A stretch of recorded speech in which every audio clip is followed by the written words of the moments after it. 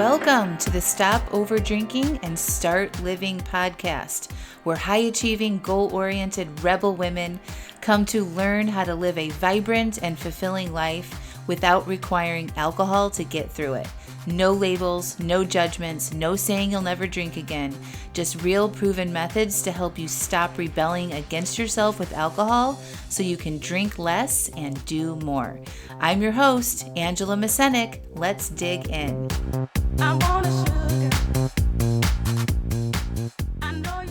Welcome to episode 254, a holiday rewind special called You Get to Say No, Not Just to Alcohol. Well, hello. How are you all? I'm in Ireland and having a fantastic time. That's going to be a whole nother episode, hopefully coming soon. But for now, I wanted to give you a chance to listen to an episode I did last year at the holiday time that was very popular. And I think that everybody could use a re-listen to this as we are now officially in the holiday season. It's called You Get to Say No, Not Just to Alcohol. And there are some exercises in there that I actually want you to do. So you're going to want to have a piece of paper or a journal or a notebook and pen and, be sitting down and do this like a little class and take notes and actually do the exercise that I'm asking you to do and approach this holiday season like you never have before, because you don't have to do it all, my friends. You don't. Just like you don't have to drink all the drinks and eat all the food, you don't have to do all of the things that you think are required for the holidays. So make sure that you take care of yourselves and put yourselves as a number one priority on top of that list so that you don't drink so much and you don't feel resentful and exhausted, and you actually can have some downtime this holiday season. It is possible, I promise. All right, my friends, I hope you enjoyed the episode. So happy to be here with you today. We're inching our way towards Christmas and, things can get busy. And I just wanted to pop in and record a podcast about the holidays. Again, I know we talked about it last week and you listened to the class that I recorded. And I hope that helped you, like really thinking about the experience that you wanted to have during the holidays. But I wanted to dive a little bit deeper on saying no and giving yourself permission to say no. And this has come up a lot with people inside the coaching program. A lot of people have been coming in and talking about family relationships or events that they're going to where there's this one person that, really grinds on their nerves and they're worried about it because that's usually when they overdrink and et cetera, et cetera. Okay. So maybe you think about, something that you have coming up that, there's going to be a person or several there that, kind of trigger you to want to numb out. I know that was me for a lot of it, right? A lot of the holiday situations, I would be around specific people that really I didn't enjoy being around, and I didn't know what I know now about feelings and our thoughts and all of that. And I would just get into my automatic process of drinking a lot and sometimes even hiding drinks, putting drinks in a coffee cup or something like that. And I would drink, while I was cooking or pre-partying and, just to be able to deal with all of it. And so I want to offer some advice for you is to just look at the things that you have going on, the things that you have coming up. What do you think about attending that family event? What do you think about going to that work party? What do you think about, doing the big song and dance on Christmas morning or whatever that you have going on? And if you're having thoughts like, this is just what I do because it's family and you just deal with it because it's your family and you only have one family and, you can pick your friends, but you can't pick your family. I just want you to pause there and just notice if you're thinking some of those thoughts. Okay. And I want to invite you that you can say no to stuff. We are all adults and you don't have to go do things that you don't want to do. Okay. So if there's things that you have on the calendar or things that you've committed to, I'm not saying that you need to cancel them or anything, but it doesn't have to be so black and white, okay? But maybe you could look at how you're thinking about that. And I just want to challenge you that just because they're your family or just because they're your coworkers or whatever it is, doesn't mean you have to do anything. Like nobody is forcing you to go do this stuff. Our society likes to program us to believe that we need to put up with shit because they're family, because they're coworkers, because of blah, blah, blah, blah, blah, right? And I just want you to recognize that that's what we've been told that we should do. But now you are an adult and you get to decide with your own free will the things that you do or do not do. And I really want you to feel into that because you guys do have that decision-making capabilities. Okay? You don't have to do any of it, right? And the reason why we believe that we have to do some of this is really just some programming, like I mentioned, because we don't want people to be mad at us. We don't want people to talk smack about us, right? We don't want to upset people.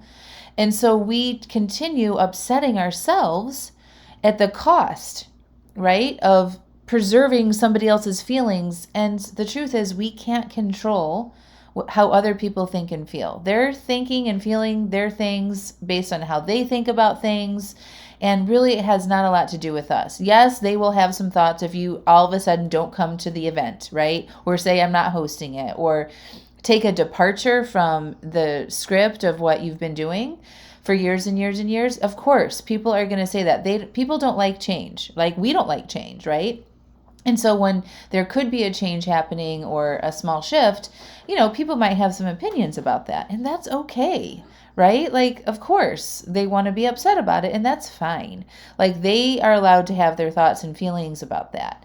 But I don't want that to stop you from doing what's right for you. And I know I've shared this with you in the past, maybe several times on this podcast, but I've used this filter this whole year of 2022 that I came up with at the beginning of the year, and it really helps me sort of make these decisions on whether I go or what I don't do, okay? Or things that I do, maybe habits that I have, or people I want to be around, or food that I eat, or exercise, whatever. It's this, okay? I support and do things that feel loving and supportive to me, and I spend less time doing things that don't feel loving and supportive of me. Okay? So whenever I'm coming up with against a decision, it's like, yeah, does this thing love and support me? Or does this thing, event, person, food, whatever it is, not really feel loving and supportive?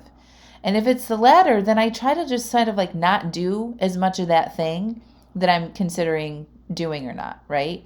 So it helps me kind of decide what's good for me or not. Sometimes going to a family event isn't actually good for you because it triggers you so much and you feel so terrible, then you have to go drink to deal with it. That's not a good thing for you to be in, okay? And I just want you to recognize that. A lot of people don't talk about this stuff. And I want you to know that you get to decide what that looks like, and other people get to have their own thoughts and feelings about it. And you can do this in a very loving way. It doesn't have to be like hey, I'm just, making myself happy here and you can all just F off, right? It doesn't have to be like that. It can be very loving. Like, hey, I'm just going to be taking some time for myself this holiday season. I've realized that I've completely overdone it and I really just need to relax. This is about me and what I'm needing right now. And so that's what I'm going to do, right? Don't make it about them. Don't call them toxic. Don't start saying it's because of how you guys behave and that's the reason why I'm doing this thing. That's not super loving, although there's no reason why you can't do it, but I would expect more people to have something to say about it if that's the approach, right? But it can be about you and what's good for you or not, right? And I think you guys can recognize situations and events and people that are good for you and some people in situation and events or things like alcohol that's not so good for you, right? So how can you all give yourself permission to say no to some of the things that don't support you and how you feel and who you are and how you show up and the things that you do? Because this is the thing, if you go to a party or an event or host something and you have these thoughts like, I have to do this. It's just one day out of the year. It's just what you do for family and I can't cancel it now, right? How do you think you're going to feel in that event? You're probably going to feel resentful and angry and you're probably going to need to pre-drink, to manage those types of feelings, right? And you'll probably end up drinking more than you want to or eating more than you want to at that event. And then, you create a result for yourself that isn't great, right? And like waking up tired and not super present and maybe saying things that you don't really wanted to say, right? It's just not a good time for you.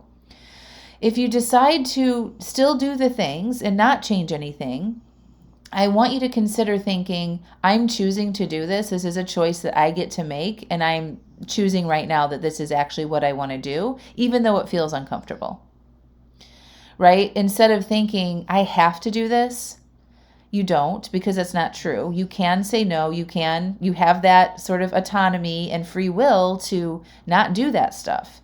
But it's more empowering and it feels better for you to own that decision for yourself and not like you're being forced to do it because the family expects it or your coworkers expect it or your boss expects it. Does that make sense?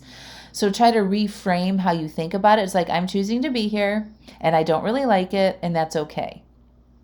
All right. And then maybe you put a limit on how long you go, right? Definitely have your drink plan ahead of time. If you're drinking, like decide ahead of time before you get into that situation how many drinks you're going to have. If you're not drinking, really visualize and secure that commitment. And maybe bring your own nice mocktail or something like that. Like, how can you support yourself and your goals going into an event that, you're not super excited about, but you're choosing to go anyway, right? And don't sort of like stonewall yourself and say that, you're just going to try to make the most of it or you should be having fun or any of that. Just accept the way you feel about it and then have your own back on it, right? And take your tools with you. Take your drink plan. Take a picture of it on your phone. If you're not drinking, take a picture of your 0 drink plan on your phone. Write it down somewhere. Try to engage with it. Visualize yourself being successful in that event and having an end game or an end time when you want to leave. So I would be like, okay, I'm going to go to this thing from 6 to 8 and then I'm leaving, right? Like just have it all played out in your mind, like the actual plan, the time, your drinks, and have your right mindset before you go into the event. And you will have a much better time. You will have honored yourself first and foremost, and you won't have regrets and resentment about it that will lead you to drinking more than you want to or feeling really bad the next day if you overdrink. Okay? But I really just want you to know that some people don't do things with their family. Like I'm a perfect example of that. We are not seeing our families for the holidays. And it's okay. It's our choice to do that. And we like that choice. And other people get to have their thoughts and opinions about it. But this is not a big departure for us because, I haven't lived by my family in many, many years. And it's, quite a haul to see them over the holidays. So we just don't do that. We don't invite them here either. And, his parents, my husband's parents live a couple hours away and they have their own stuff going on. And we didn't make an effort or an attempt to invite them here. And we, it just is what it is. But that's also sort of built into like how we operate as a family around the holidays. My husband and I have always decided what we want to do is our own nuclear family first. And if the other families fit into that, that's awesome. If they don't, that's awesome. So we've never like bought into this idea that you have to do things for your family. And I'm really glad that we're sort of painting that picture for our kids because I don't want to force my kids to come home or do things that they don't want to do. I want them to want to come, but if they don't want to come, that's okay. And, it can ebb and flow. It can change year to year. Nothing has to stay permanent. Nothing has to be black and white. You can decide to pull back this year and then feel more ready to do something a little bit more next year.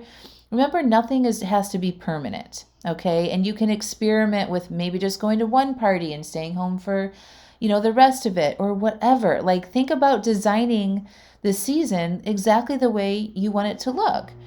And even if we're coming up on the last minute and you feel like, oh, I never even thought that I could not do something, or gosh, I really wish I would have, listened to this podcast earlier or really considered that I have other options before, it's right upon me. You still have options and how long you're going, right? You still can cancel at the last minute if you want. There's still so many different ways you can approach this holiday season that feels right for you. And I just want you to know when you do make small shifts and departures from the norm, it's going to feel a little bit uncomfortable. When you first say, hey, I'm not feeling it. I'm going to say no this time. It's going to feel a little awkward, and your brain is probably going to be triggered to think all the thoughts and worry about what they're going to be thinking about what you're doing or not doing. All of that is normal. Nothing has gone wrong for that. It takes practice to start living a life that feels more in alignment with what you want to do and saying yes to your needs first instead of saying yes to everybody else's needs. And then you get the sloppy leftovers, right? And so that is a process, and it takes just little shifts in saying, yes to yourself more, understanding what it is you actually want to be doing, and then getting used to, maybe disappointing people or, managing your mind around what other people might be thinking and worrying about that and letting that go. So it is a process. I hope I don't paint a picture to you that, you just say, I'm not coming, and then that's it, and everything is, daisies and rainbows. It's definitely not that. Like, it will feel uncomfortable at first, but then you start to notice how you feel about doing more of the things that are good for you. And you will feel more in alignment with your life. And then you won't be triggered so much to worry about it so much, and it'll just feel more natural, like it does for me. Like, we just do what we want with our family, and everybody else gets to do what they want too. We're not putting pressure on anybody else. Nobody's putting pressure on us, and that's just the way it is now. But for sure, I don't remember, but at the beginning when we started saying no to things, probably when we started having kids and they were little, we just started saying no, there was probably, some thoughts that were had about that. I probably felt uncomfortable. When I have my friend group and I get invited to a lot of things and I say no to a lot of stuff, at first that felt very uncomfortable for me. And I got coaching on that, and I had to work through that because I was so worried about hurting their feelings. And so I want you to know that that's normal. And I still have that sometimes. Like, if it's a big decision and I say no to somebody, then my brain still goes there too. But I just know that that's just normal, right? And I let myself process that and be okay with those thoughts, and I don't make it mean anything. So I want you to just be aware that that can happen when you're just starting this stuff, right?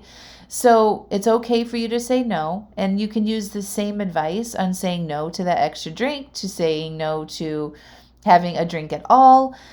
Just I'm good for now, or no for now is amazing thing to say.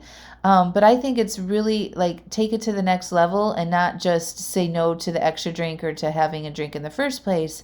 But let's look at other ways that you can say no to things that don't feel good for you and that don't really support you and that aren't maybe healthy for you, right? So I'm sure you probably have a list or have been triggered to think about some of these things by listening to this podcast. But what are some little ways you can start to honor yourself here around the holidays where you get to say yes to yourself more and do more of the things for you? Maybe that's just leaving an hour earlier. Maybe that's only showing up, mid-party, or maybe you don't host something, or you don't cook all of the different dishes for the holiday party. Maybe you ask for help, right? There's so many different ways that you can approach these things. Try to remember there's not a black or white way to do it, and that everything is sort of flexible and fluid, and you can figure out what's best for you in the way that's best for you. All right, my friends, and if you want support in this is exactly what I support my clients on. A lot of the times women especially, come in, they don't know how to do this. They don't know how to say no. They just say yes to all the things, and they get very resentful for it, and that's why we drink at the end of the day. And so I help them take baby steps and to learn how to do that for themselves and to find themselves more and to figure out what is good for them and what is not good for them, so they can live more in alignment with themselves and feel good about their lives and not need to go drink in every single type of situation. All right, my friends, I hope you have a beautiful holiday, and I will talk to you next week. Bye. I want you to check out angelamascenik.com/aliveaf. You know what it's like to have a desire to cut back on your drinking, right? You start to read books, listen to podcasts, try things, but you might not be able to yet put all the pieces and suggestions together in a way that actually makes sense and works for you. You might struggle with beating yourself up after an overdrink. You might get frustrated with yourself when you take 2 steps forward and then another 2 steps back, and get overwhelmed with what's right and wrong about your relationship with alcohol. Your friends tell you that you should be able to have just one drink, and it isn't a big deal. You might be white-knuckling through urges and resisting instead of peacefully processing them. And you might struggle with your identity as someone who has enjoyed having a lot of wine or alcohol in your life. It's around you all of the time. It's what you do and who you are.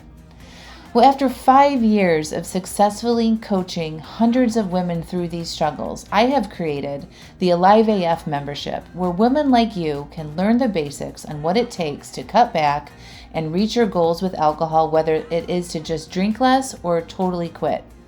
And when you join, you will get the exact framework I used to change my own relationship with alcohol and still use today, that has led me to be alcohol-free for over 5 years. You're going to get access to my resources, videos, and worksheets that have been proven to change and reduce how much you drink. Every day you can ask questions, share your obstacles, and get coaching and direct support on the challenges you will face with love and no judgment. Also, you will get immediate access to workshops like uncovering your alcohol identity and changing it, how to say no to things that don't support your new identity or life or goals, aka boundaries. A workshop called Creating Emotional Agency, and another one, How to Manage Your Mind to Succeed at Your Goals, and more. Every month we have a brand new workshop. These workshops are filled with step-by-step prompts and instruction to help you create the exact relationship with alcohol that is best for you. My mission and vision for Alive AF is to be a hub of support and resources for women to come and learn how to do what is best for them and becoming more alive in the process. When you join, you're going to learn how to take care of yourself better, how to feel good and become more alive and go after the life that you really want. I want this membership to be affordable and an easy solution where you can get all the help you need in one simple place whenever you need it. So, no need to go read another book, find a new podcast, attend a free webinar, or go down the path of piecemealing it all together. Join Alive AF and have it all there in one place for you anytime you need it. So, go to angelamascenik.com/AliveAF, and enrollment is open right now. See you inside.